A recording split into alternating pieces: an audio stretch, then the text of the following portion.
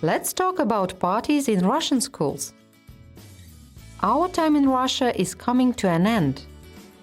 Recently we have put on a party for our Russian schoolmates to thank them for everything. We decorated the room with flags of Russia and the United Kingdom, balloons and streamers. It was so much fun getting ready for the party. Our teacher helped us to decorate the room and choose the music. The party was lots of fun. We sang songs and played lots of games. We even taught our Russian friends some English songs.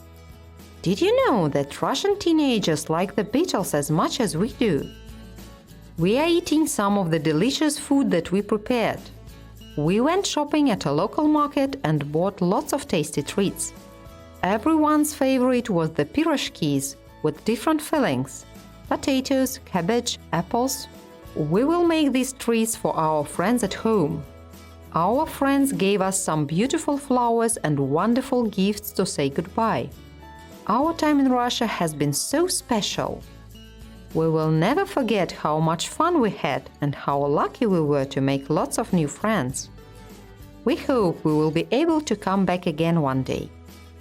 What do you like to do at parties?